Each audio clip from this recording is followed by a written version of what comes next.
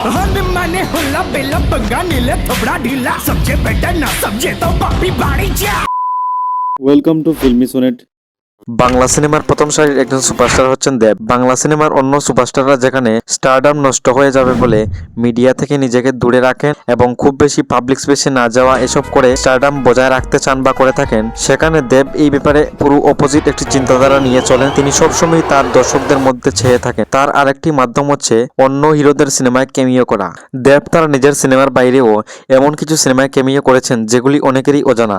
তো ভিউয়ার্স, চলুন দেখে নেই দেবের ক্যামিও করা এমন কয়েকটি সিনেমা। নাম্বার 1, চিরদিনই তুমি যে আমার। 2008 সালের রাজ চক্রবর্তী পরিচালিত রাহুল প্রিয়াঙ্কা জুটির এই সিনেমায় দেবকে ক্যামিও করতে দেখা যায়। সিনেমার প্যান্টে তালি গানটিতে দেবকে পারফরমেন্স করতে দেখা যায়। পেন্টে তালি কালি পকেট খালি গানটি গেয়েছিলেন জিৎ গাঙ্গুলি। চুলকে দিলে সালা মুখে গালি। সিনেমায় দেবের ক্যামিও সিনেমাটির জনপ্রিয়তা অনেকটাই বাড়িয়ে দিয়েছিল। সেই সময় হঠাৎ করে দেবকে দেখতে পেয়ে সেই সময় দর্শকরা লাফিয়ে উঠেছিল সিনেমা হলের মধ্যেই। মনে ক্যাপসুল আজ বিউটিফুল রে। Number 2, বাওয়ালি unlimited. 2012 সালের সুজিত মন্ডল পরিচালিত পায়েল জয়ের একটি রোমান্টিক ড্রামা ফিল্ম ছিল বাওয়ালি আনলিমিটেড। সিনেমার ক্লাইম্যাক্সে দেবের একটি ক্যামিও রয়েছে, যেখানে দেবকে অ্যাকশন করে গুন্ডাদের হাত থেকে পায়েল ও জয়কে বাঁচাতে দেখা যায়। ইন্সপেক্টর জয় ব্যানার্জি, যার 1 বছর আগে কোনো পরিচয় ছিল না।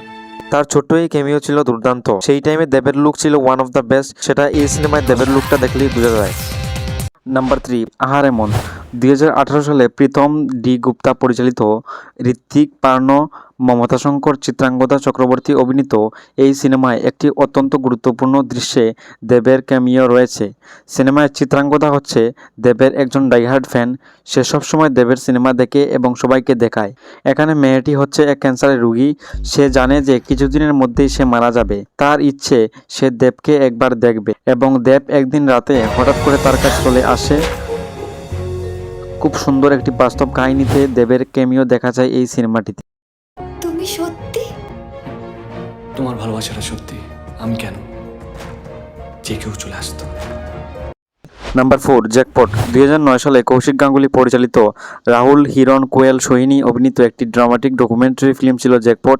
কৌশিক গাঙ্গুলি এই সিনেমাটি দেবকে নিয়ে করতে চেয়েছিলেন, কিন্তু দেব চ্যালেঞ্জ পরাঞ্জয় জলিয়ারে এই সিনেমাগুলির পাশাপাশি জ্যাকপট সিনেমাটি করতে পারবেন না বলে বেরিয়ে আসেন। পরে কৌশিক গাঙ্গুলির কথায় দেবকে এই সিনেমায় জীবনে কি পাবো না গানটিতে ক্যামিও করতে দেখা যায়। গানটি গেয়েছিলেন শান।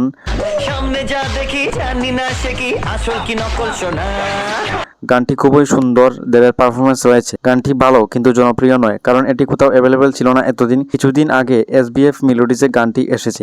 ভালো আর মন্দের দ্বন্দ্ব জানি না। A few moments later. এই প্রত্যেকটি ভিডিওর লিংক ডেসক্রিপশনে দেওয়া রয়েছে। এই ছিল দেবের ক্যামিও করা 4টি সিনেমা। আজ পর্যন্ত দেব এই 4টি সিনেমাতেই ক্যামিও করেছেন। আগামী দিনে আবারও দেবকে দেখা যেতে পারে এই ধরনের ক্যামিওতে। এখন এই পর্যন্তই, দেখা হচ্ছে আগামী ভিডিওতে। সমস্ত লেটেস্ট আপডেটসের জন্য চোখ রাখুন এবং সাবস্ক্রাইব করুন ইউটিউব চ্যানেল।